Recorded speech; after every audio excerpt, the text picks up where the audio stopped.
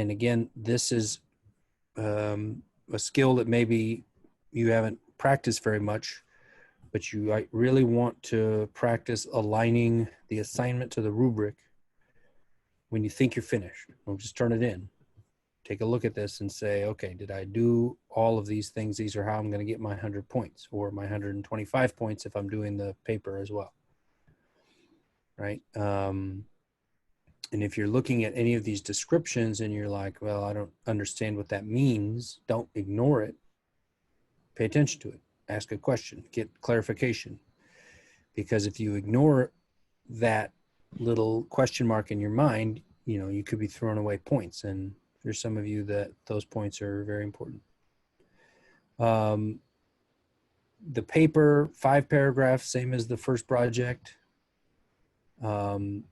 These are not just give me points. I don't just give you 5 points for a 2-sentence paragraph.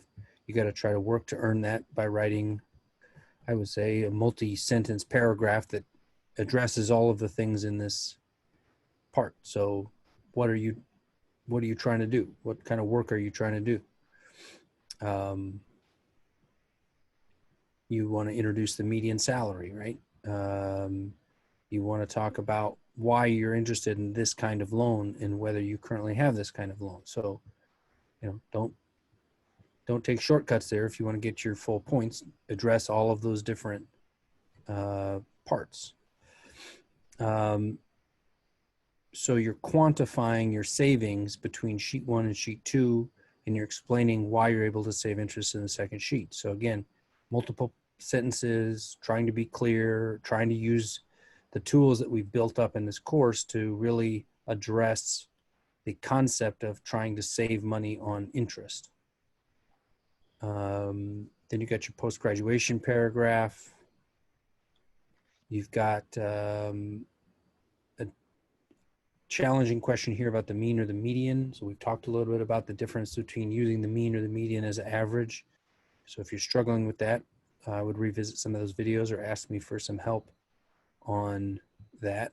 You're trying to apply that concept to the salary number that you have picked, and you've used that number to do some stuff in the Excel project, but you know, talking about kind of a real analysis and thinking about how that applies to your prospects for employment and how, you know, getting that particular salary.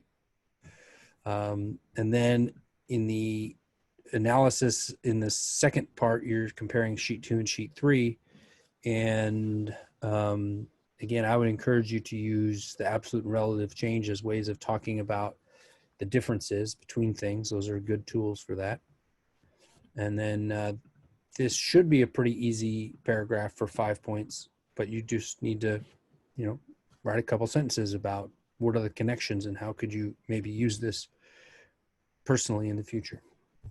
So again, that takes you from 100 to 125 points potentially. And I've definitely had 110, 116, 120 point projects.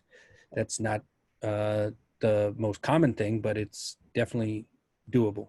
So if that's a big part of your success plan, then put some time into it. You've got basically 6 days before that's due, August 1st. So make sure you set time to attack that throughout the week. Any questions about project 2? We should have some time after we talk about 17 to give some open time if you want to bring.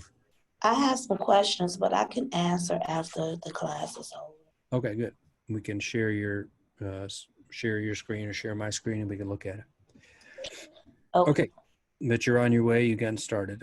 I've given a lot of people feedback on project 1 and project 2, so that's good. Means you guys are working on it.